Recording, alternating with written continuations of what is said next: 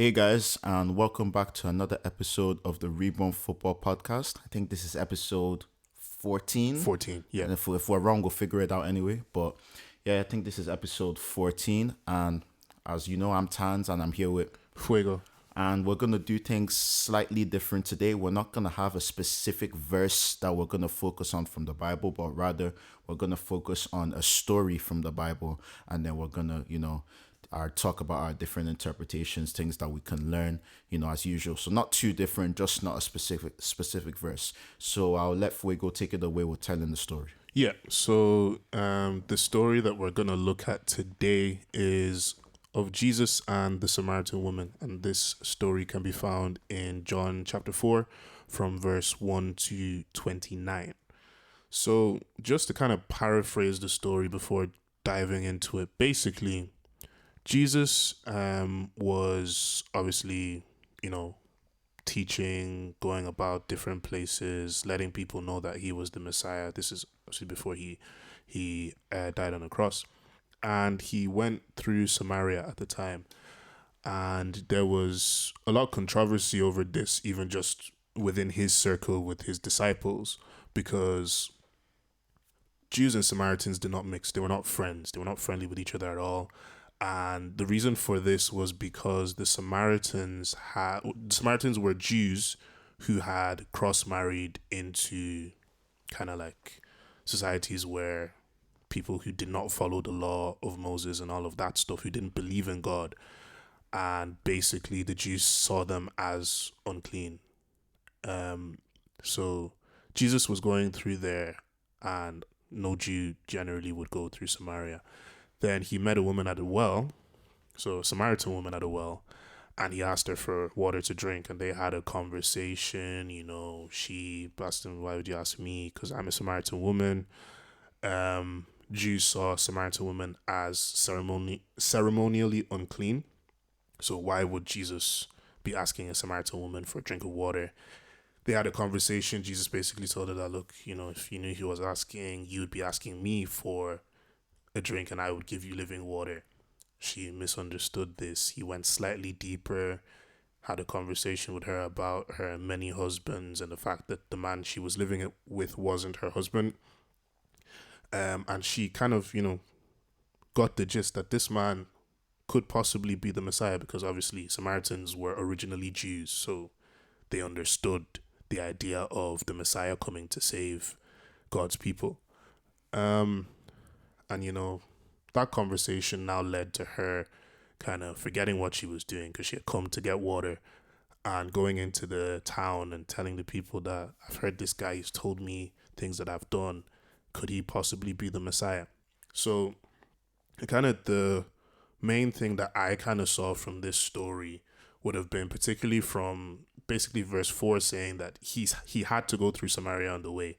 And obviously we said that, Jews, Samaritans were not friends. So it kind of points to the fact that Jesus wasn't kind of looking at, what we as humans would look at to say, okay, these people deserve to hear the good news and these people don't. So that's one thing there that, Jesus didn't see them as less than, even though majority of the Jews did. Second thing that I would say is obviously Samaritan, not a good thing for a Jew, to a Jew. Samaritan women were obviously viewed as less than, or the weaker vessel, whatever way you want to look at it in that time. Were not viewed or treated with the same respect that they are now, which they should be, as in they should be treated with that respect now. But that Samaritan woman was even confused as to why Jesus is talking to me. That why is this Jew talking to me? Like, I'm a Samaritan woman. Why are you asking me for a drink? And I think obviously we were talking about this just before the episode. It kind of points to the fact that God can use anyone, no matter what their past is, no matter where they come from, what they've done, what they've been into. So it's kind of a thing that we can look inwards to ourselves. That obviously we all have our shortcomings. We all have the things that, we're not too proud of in our past. We all possibly have some things that we could be struggling with right now, but that does not mean that God cannot use you. Because if you think about it, Jesus had a message for that town, and it's that Samaritan woman that he chose to deliver that message to the town, despite her ceremonially unclean status to the average Jew. So it doesn't matter what way people see you, God sees you, and God can use you no matter what. Yeah, I would have to agree, and particularly on the second half of what Fuego discussed there, the fact that as Christians, like to kind of like on a more personal level, how we can all learn from this story is that you know we are what's it called? We are not perfect. There may be a lot of people within our Christian community, within our Christian family, that may feel inadequate to share the gospel, may feel inadequate to talk to their friends about Jesus, may feel inadequate just to like really take a more like bold, more confident role in in their faith, in their religion. And it's just, it can be, this story can be a word of encouragement to like not to think that you are unable. I think there's like a really popular like kind of like internet um phrase. I think it's God doesn't call the qualified, he qualifies the called. So, no matter, even if you think that you're inadequate for whatever God wants to ask you to do, whatever God wants you to do, just know that if God is asking you, then he's going to prepare you. He's going to take you through whatever it is you need to go through or you need to experience for you to have the tools to be able to do what he's asking you to do. There's even another slight story that we're not going to go too deep, but, the fall of Jericho in the Old Testament, where I think this is in the book of Joshua, where God uses Rahab, who was in fact a prostitute within the Bible, uses Rahab to protect Spies. the two, yeah, to protect two of Joshua's spies within that city when Jericho was like when Jericho was falling down. So back to the original point, God can use literally anyone. You even hear stories of like in prisons, like the worst criminals that we can imagine finding God and preaching the gospel to other people within prison. So I think the main thing just to take from one of the main things to take from this is that as Christians, we should never feel that I think it comes back to not thinking that it's our own power, knowing that it's the power of God, that no matter what situation that you're in, no matter what, lack of ability or lack of talent you think you have, just know that God, through faith in God, you can achieve whatever God is calling you to do. Yeah. Just an interesting thing to point out about Rahab, that she was actually one of Jesus's great, great, great, great, great, great, great grandmothers. So it's mad to Oh, think that she's in the lineage. yeah, she is in the lineage, Oh, and it's oh, like wow. of all the people who were in Jericho, that Rahab is in the lineage. It just shows that obviously God. I think there's another way that we can kind of look at this, that you may feel inadequate, and for that reason you don't yield yourself to be used, and that in itself, I'd say, for lack of understanding, not necessarily a sin, but it can rob you of a certain blessing. That Rahab's name goes down in history, and we talk about her to this day. And obviously it's because, despite of her profession at the time, despite of the fact that she was somebody who maybe wouldn't have considered herself qualified to serve God or whatever, that she still, made herself available to be used, and she was honored for it. I think it just brought me back to something that I was looking at yesterday, Revelations 21. I don't remember exactly what verse it is, and I don't want to misquote, so I wanna look at it very, very quickly. But basically, it was talking about, it was kind of like a vision of heaven, and I think there are 12 gates, and the foundations of the gates. There are 12 names on the foundations of the gates, and there's on the foundations of the city. Um, okay, one sec. The walls of the city had 12 foundation stones, and on them were written the names of the 12 apostles of the Lamb. That's Revelations 21:14. So what I am getting at is that someone mentioned something last night that was very interesting. 12 apostles, so the apostles of Jesus while he walked on earth. One of those apostles was Peter, who cut off a Roman centurion's ear. out of anger. He wasn't a perfect person. One of those apostles, obviously, probably not a great example, was Judas. Now, I'm not 100% sure if he's one of the 12 that has their name on the foundation. But the point being, they were not perfect people. They had their own problems. In some aspects, we may look at them and be like, they weren't worthy to be chosen and used by Jesus, but they were. And they were honored in such a big way that their names are literally on the foundation of the holy city that is heaven pretty much brought down on earth. So it's just something to think about. Since you mentioned the genealogy, it actually made me think, like there's kind of like a way to just perfectly wrap this up and kind of like provide evidence of a solution. Obviously, David is in the lineage of Jesus. Yep. And if you know the story of David, when I think at the time, obviously Saul is the king and Saul is, messing up, and God is God with Samuel, who was like the judge / prophet at the time. I think he was the priest. Prophet. Yeah, at the time. Obviously they are looking. God says, I know the next king, and Samuel goes out to go and find him, and he arrives at the family of Obed. Yep. And Obed has not Obed. Is it? It's Jesse. David. Sorry, yes, Jesse. Right, Jesse. Yeah, Jesse is David's father. Yes. Yeah. Obed is Ruth's son, right? Ruth's son.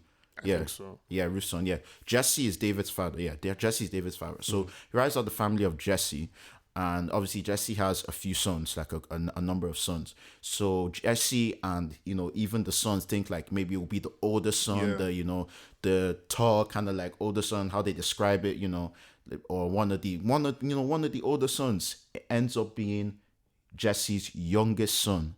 Now Jesse can feel like David was just a shepherd. Mm-hmm. David can feel like he's just a shepherd. I don't have the the qualities to be able to do anything for God. But David was like the example of the complete opposite of what we do sometimes, where he completely believed in Christ. He believed that what God was calling him to do, that he had the ability to do it. Then if you're into your Bible, you don't need me to tell you what he did, but just a couple of things. He defeated a giant. He wasn't he the greatest king of that time for Israel. So that's believing in what Christ can do through you 100%. In every situation. So I think that's kind of like, that's a lesson we can take. We should try and implement some of David's courage and faith and belief in Christ into situations that God can call us into. Yeah, I like that linkage there. I think we'll go into football now, and obviously time of recording, we're at just about 9:00 on Monday the 13th of May. So I don't know, is that Liverpool match still going on? I think it's half time. It's half time. Liverpool 2-1 up. That's Liverpool Villa. So I know you were talking about this just before we started, that kind of sets things up interestingly for tomorrow. Tottenham play City at the Tottenham Hotspur Stadium, and it's a big one for the title race and for top four, that last spot between Villa and Tottenham. Yeah. So obviously, maybe we talk about that first. Obviously, I don't think either Villa or Tottenham have been in the best form as of late. Yeah, but that's how it is in the top four. As an Arsenal fan, I'm speaking from experience. People forget that if you're only fighting for the top four, you're not really an amazing team. You're gonna have your inconsistencies, and that's just what's been happening to Villa and Tottenham. Yeah, but then it's also a thing where the pendulum is swinging not just at the bottom of the top four for fourth and fifth there, but also for the title race. Obviously there are a few kind of possible outcomes that we had on Sunday based on whether or not Arsenal will get a result. Obviously they did the job as we expected. So I think that means that the league goes to goal difference if City draw tomorrow night. Yeah, so if you guys draw tomorrow, then because I mean, you guys got the 4-0 win against Fulham on Saturday, so Yeah. that was really good for the goal difference. If you guys draw tomorrow, then it is literally hanging on a thread. It's who Because like, scores more goals, yeah, literally. it goes to goal difference because we'd be on the same points, Yeah. and our goal differences are close enough. Like I think you guys are on 58 at the moment. We're on 61. Yeah. Man City could easily overturn that. And then obviously if Tottenham win, it's advantage Arsenal, and Yeah. if City win, it's advantage City. Yeah. So yeah, I mean, it's been a thrilling title race. It's been one of the things we talked about the most on the podcast over the past few months. Arsenal, City, Liverpool have treated us to an outstanding season, and it's been amazing to watch.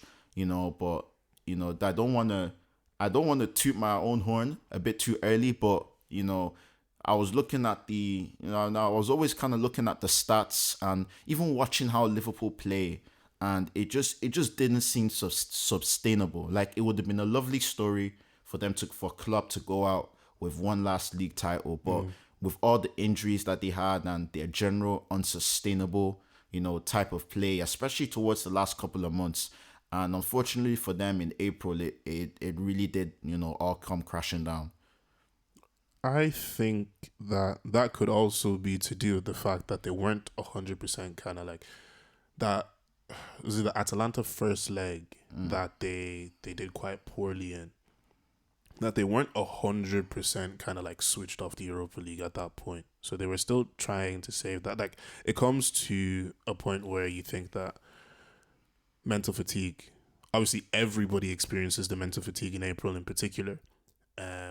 Arsenal and City also had their very busy schedules. Also, both of them bowed out in the quarterfinal of the Champions League.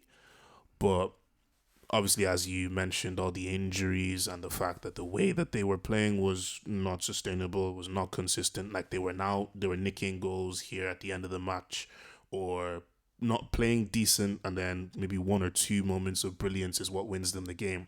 At times, that's what's necessary, and I would almost say, correct me if I'm wrong, but I would almost say that that's kind of what was the difference between United and Arsenal, in the sense that United basically set up not to. They're afraid of Arsenal, rightly so, but they kind of tried to hold them off, and it's because Arsenal were just that little bit better. That one or two moments of brilliance, as much as we can say till next week that it's Casemiro's mistake for not coming back up and playing, I think, Havertz offside. That's the reason why they were able to get in like that. But obviously, if Havertz wasn't making the run thinking he was offside, or if Trossard wasn't alert or anything like that, Arsenal wouldn't have got their goal. So that mentality and that way of playing is necessary sometimes, but Liverpool were doing that 100% of the time. Every single week. Like I think the stats. I think it felt like Liverpool went behind every single game. Like I think I don't have the exact numbers. I might look it up, but I think Liverpool went behind in at least 20 of their games this season. Like that is a lot for a title contending team. I'm just gonna look it up for a sec. But then that in turn also feeds into the fact that they're one of the teams with the most points from losing positions. Yeah, so like it's a two-edged it's a two-edged sword. Like like their mentality was outstanding. Like I'm not gonna be one of those guys that says like their mentality. No, like that's lazy analysis. Their mentality was outstanding to even get them this far. The amount of late winners that they would get, the way they just wouldn't give up. But at a point, you have to start winning games comfortably. At a point like it kind of, to a smaller extent, it happened to Arsenal last season. We're winning a lot of games late, and then eventually, we had a couple of injuries, and it did all come crashing down on us. At the point, you want to start winning games where there's not too much fuss. Maybe in the running, you might have one game where you like, you need to, pull one out of the bag, but like it shouldn't be every week. And it will show up in the stats, like particularly defensively. Liverpool were kind of always overperforming their stats defensively this season, and it kind of just caught up with them in the end. They just started conceding loads of goals. I don't even remember the last time Liverpool kept a clean sheet, actually. So, You know, it's just it's one of those things. You know, but Liverpool put up a great challenge. We can't say that, you know, they didn't have a great season. Honestly, they did a lot better than I thought they would. I thought they would. I thought last season was gonna become a little bit more of the norm, but they did really well to bounce back. Honestly, Yeah. Looking maybe at Arsenal now based on this kind of like, I don't know if I want to look at it as the running or kind of maybe end of October to end it last year time, because obviously Arsenal um came out flying at the start of this kind of calendar year. I don't remember the last. I don't think Arsenal have lost how many matches. we lost to Villa. Like, but is that not the only? Yeah, that's our only loss this calendar year. That is Arsenal's only loss this calendar year, and then they seem to just not be able to stop scoring. They scored like 21 goals over the Yeah, course of maybe 4 or 5 home matches between it was January away. and February. It was away games actually. Away Yeah, games. we were emptying out stadiums, man. I think we beat West Ham 6-0. We beat I Burnley remember that. Burnley 5-0. We beat Sheffield United 6-0 as well. And then even closer to now, we beat Brighton 3-0. Scored 3 goals at Tottenham, and then at home 5-0 to Crystal Palace, 4-1 at Newcastle, 5-0 against Chelsea. So yeah, the goals just started flowing the second half of the season for us. We've already broken our all-time Premier League record for goals. Goals scored. Yeah, Okay. and Yeah. goal difference as well. Actually, Yeah, and I think that just goes to show that, as much as Arsenal maybe will look back on certain moments earlier in the season and be like, yeah, we definitely could have done better there, they definitely compensated. So even if they inevitably don't win the league, if that's the case, um, they can't say they didn't try, because, it's not, you have to have a certain mentality to go out and do that on multiple occasions. So I think that's testament to the amount of growth. Because if you look at 2 seasons ago, you wouldn't look at Arsenal and be like, in 2 years, you guys are gonna go like, I don't know, 50 something, 12 in aggregate score Yeah. against other teams in the league. But then you also look at it and look at City and be like, okay, City haven't scored as many goals as they have in seasons past, especially last season in particular. Obviously, Haaland had that. You guys still have 91 breaking goals. That's the But- funniest thing ever. So this is my thing here, that whereas they haven't scored as many goals as Arsenal, they've definitely conceded a lot more. No, you guys overtook us at the weekend in goal scoring. This week, okay. Yeah, But yeah. see, my thing would be like, obviously, we looked at January and we're seeing Arsenal week in, week out score, 6, 5, beating teams by 3, 4, 5 goals. But then City are kind of creeping up subtly.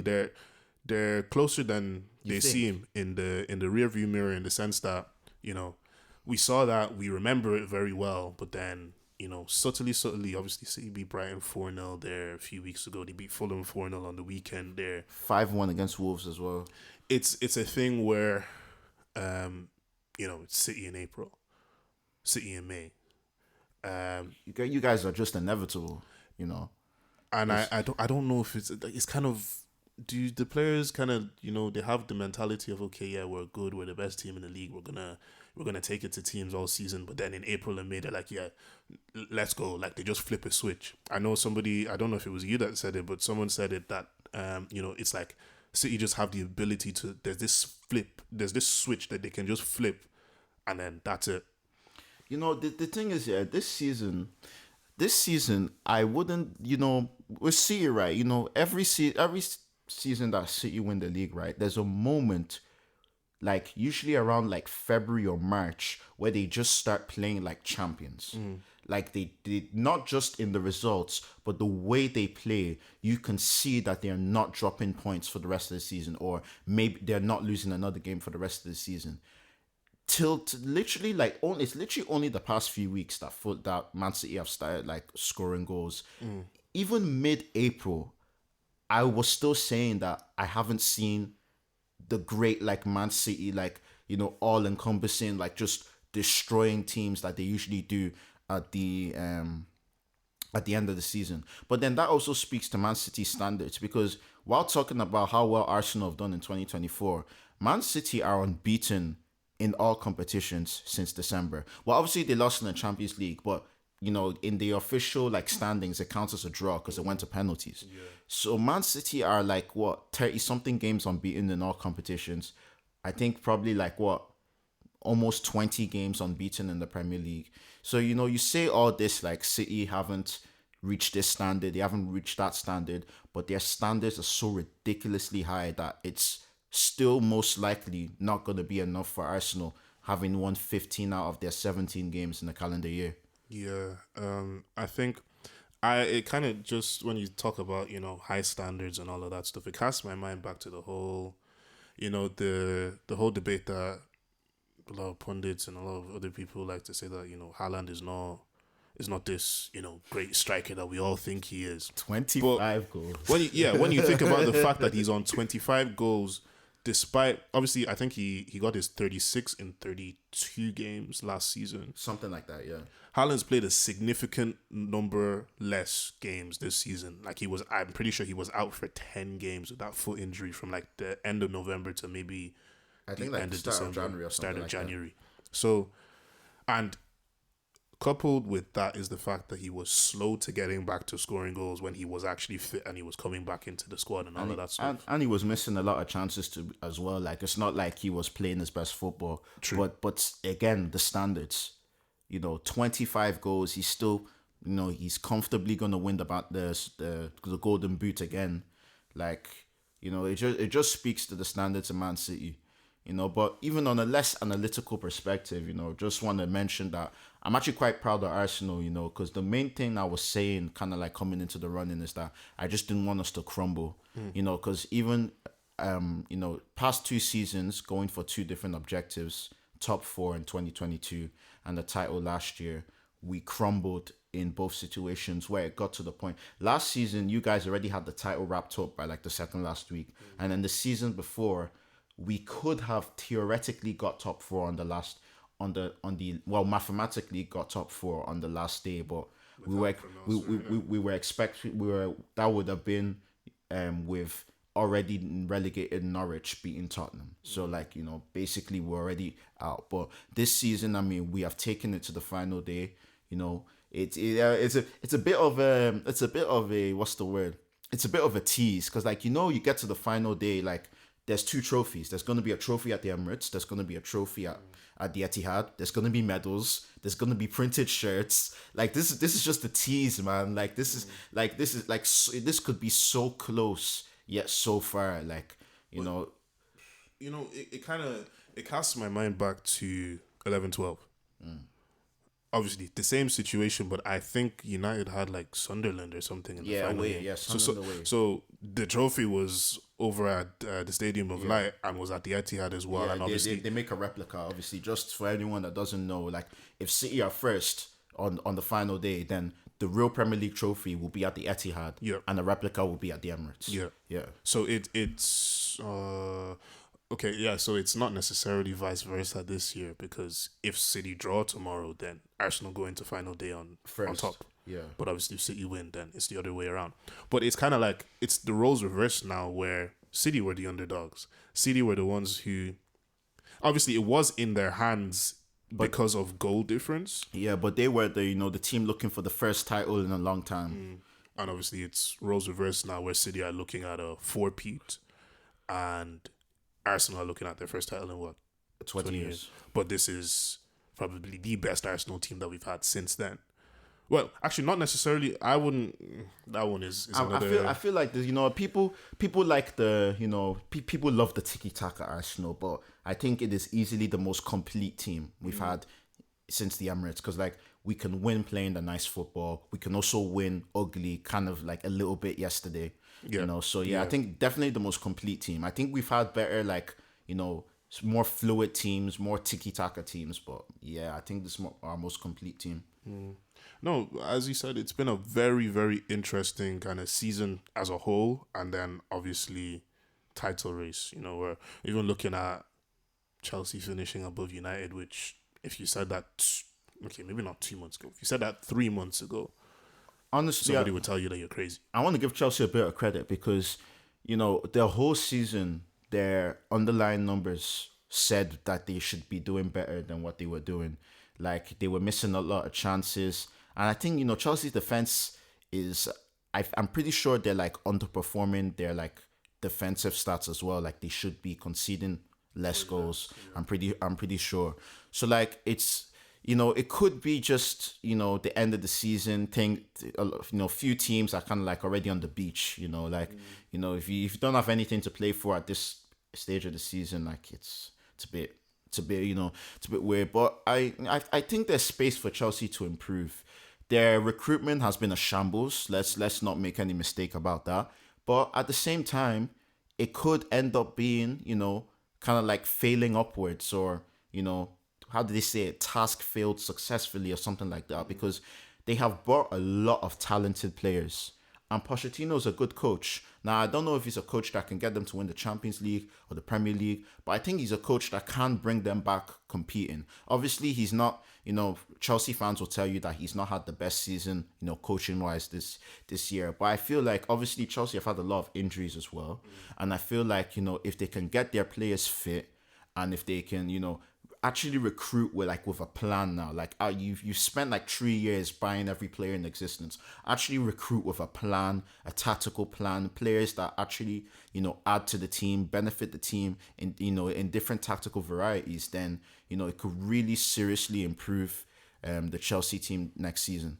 Yeah, I think we talked about that. We dwelled on that kind of point, Chelsea and where they are now, and is it possible for them to get back to where they were in years past? And obviously, this is promising. In my opinion, it is very promising. Obviously, I watched a good bit of the Nottingham Forest Chelsea game whenever we were at thing on Saturday, and it was serious. Like, Callum Hudson-Odoi scored against Chelsea, did his whole celebration thing. And we thought that, Chelsea came out really fast, really well. Mudryk scored a really good goal. They were just unfortunate for Nottingham Forest's equaliser, and they were playing decent football. And then they get hit with that, and it's like, same old Chelsea. And then I think it's after Reece James came on, 2-2, 3-2, and you're like, Chelsea are actually going to win this game. And I was thinking to myself that, as much as you don't see Chelsea as a team that comes from behind and wins a game emphatically, like, they were away from home. As much as, Chelsea have kind of played good and not played good in like recent games, Chelsea are still a team that you wouldn't 100% say with confidence that they can go to Nottingham Forest and actually take the 3 points. But it was promising, in my opinion. Nicholas Jackson was a little bit more... I don't like talking about Nico Jackson. I really don't like talking about him, but obviously he scored, so that's something. Sterling scored as well. Scored a good goal. Yeah, I see It's that. nice. It's nice to goal. see him. Nice to see him back on the score sheet as well. But yeah, no, it makes you kind of think that is there hope for Chelsea? Teams that finish a season well, it can go one of two ways. It can be that it's a bit of a false dawn, and they'll just play, like I mentioned a couple minutes ago, maybe they're just playing teams that are mentally already on their holidays, or just playing teams that have injuries, etc. But a lot of the time, when a team is doing well at the end of a season, more often than not, it carries on into the next season. I can just bring up a couple of examples literally from the past couple of seasons. Like last season now, Liverpool didn't have a great overall season. But then towards the end of the season, they started picking up form. They started picking up points, winning. They had some good momentum. And then that carried on into this season, which, was a slightly unexpected title challenge. And then if you go to the season before that, 21-22, just mention Arsenal again. Obviously, we kind of crumbled at the end, but for a decent period, kind of like December to March, if I remember correctly, we were playing at a really high level. Like statistically, we were playing close to like Man City and Liverpool levels as of that time. And then the next season, we ended up challenging for the title. So, Chelsea fans will be hoping that this is a sign of things to come for next season. They just need to try. I think stability is really important for Chelsea. Really important. Don't sack the manager. don't buy another 15 players. Just get these players to know each other, know each other's tactical, tendencies and stuff like that. Because that's really important. When players are chopping and changing every minute because of fitness and because there's so many different options, like how do you expect the players to, really gel and, get that cohesion together? So I think that's the most important thing for Chelsea, more than even signings, just getting the players to tactically understand each other, and just improve. I think Chelsea could improve a lot next season. I think when you mentioned Chelsea, it just brought another thing to my mind. This is maybe next episode will be pretty much season over. The only thing that will be left is probably Champions League final. Transfer talk. So I saw this I think a week or two ago. I don't remember if I mentioned it on the podcast, but Bruno Guimaraes has a 100 million pound release clause on his head until the end of June. I find it quite interesting. I don't know if I've seen this done before. Obviously, he has a lot of time left on his contract. Like it says there that he has 4 years left on his contract from this summer. I swear he signed a new contract like last year. Yeah, they basically just, it's a bit like, Chelsea's 8 and 9 year contracts. Or sorry, not Chelsea, Barcelona's 8 or 9 year contracts. And then 1 billion release clauses, because that makes sense. But I just find it interesting because I've never seen this before. They know teams want him. Teams see this and they're like, okay, cool. We're in the kind of era where spending 100 million on a player is not alien. Now, it's going to come with a lot of FFP, kind of, you need to jump through loopholes or you need to commit, breaches of FFP, and you're going to be fined for it sometime in the future, but you might get good use out of this player. I don't know. Are we seeing inflated price tags being normalized for no apparent reason? Well, it's not no apparent reason. Like, they've obviously, naturally, as people get richer, the sports get richer, the prices are gonna go up. But I feel like the main thing we can point to is obviously the Neymar and Mbappe signings. Neymar specifically, 198 million. Football really hasn't been the same since, because as football fans that grew up in an era where prices were a bit more sensible, sometimes we talk that way, like, a player that's, in today's world is worth 60, but maybe would have been worth 30. We're like, how the hell is he worth 60? Like, that makes no sense. But yeah, man, it's crazy how 100 million is being dropped, like, once every season or once every 2 seasons. Like, it's crazy. I think Chelsea have definitely had something to do with that as well. Like, like, for example, Chelsea dropped with add-ons around like 90 to 100 million pounds on Mudryk. And I think we know what would happen is that if another team sees their winger and their winger wants to go, and they're gonna be like, okay, these lot got 100 million for Mudryk, so we can therefore get we can therefore get the same thing, or we can get more. You know what I'm saying? So that's kind of it with football, and you can't blame the football clubs for acting like that, because they're businesses at the end of the day. Like Bruno Guimaraes, they're probably looking at Chelsea paying 115 million for Caicedo when Bruno Guimaraes is arguably a better player.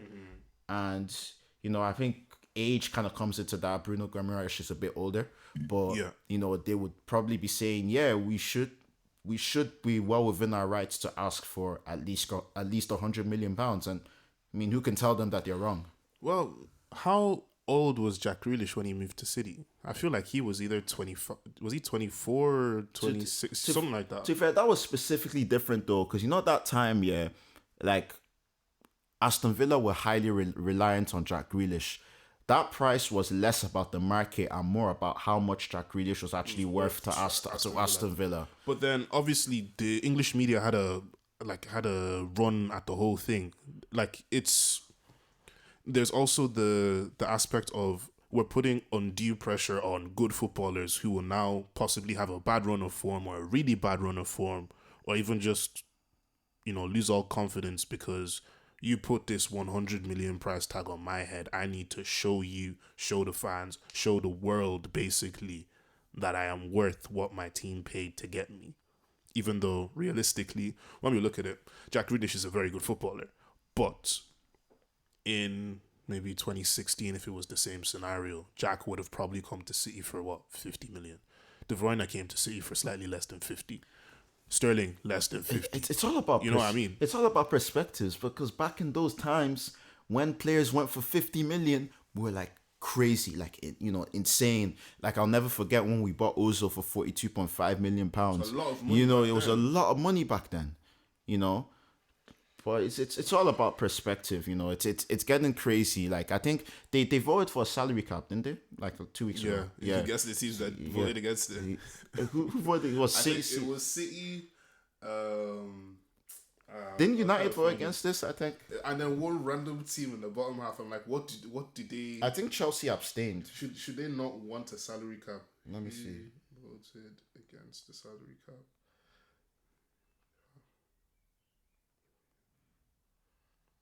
Villa, City, and United. I'm thinking to myself, who do Villa pay so much money to that they need to keep paying the person so that they stay? You know what I mean? And then Chelsea abstained, didn't they? They didn't vote. Arsenal joined. Okay, Liverpool, Tottenham back in plans. I can't see why Chelsea abstained here. Yeah, never mind. A salary cap could also change things there because Kevin De Bruyne is easily going to move to Saudi if he's not getting paid $450 in a week. Because he is worth $450 in a week. There's some people who are worth the money. Who are worth the money that they're being paid, or are worth the money that people put on their head and that type of thing. There's some people, they're just chancing their Yeah, even on that, just something that, because we're over 40 minutes now, so we'll wrap up after this. But just to mention something that we can talk about maybe in a later episode. But wages often have a bigger correlation. I've been seeing it a lot lately, like books I've been reading and stuff. Wages often have a bigger correlation on league position than actual transfer fees. When you say bigger correlation, as in the ones you spend more on wages tend to finish higher. Okay. Yeah, more than transfer fees. We'll probably get maybe we'll discuss that on a more deeper level, like on another episode. But I mean, I'm pretty sure either City or United have the highest wage bills. I think it's City. I think you guys have the highest wage bill. We might actually break it down and just see if there's. But you guys have a higher wage bill than us anyway. Yeah, no, I know that. Yeah. So, but anyway, I think we'll before this gets too long. Sometimes we all get carried away. It's true. Yeah, before this gets too long, I think we'll wrap it up there. I think I've enjoyed this episode. Yeah, so I hope you guys enjoyed it too. We enjoyed recording it. Thank you guys for all your love and support as always, especially if you made it this far. As you know, we have all our social medias in the bios of whatever you're watching this from. We'll have our link tree where you can find our Spotify, our Apple Music, and you can find our YouTube as well. Once again, thank you for the support, and I'll let Fuego take us out. Yeah, I echo Tan's there. Thanks for all the love and support, and we will see you guys in the next episode. Peace.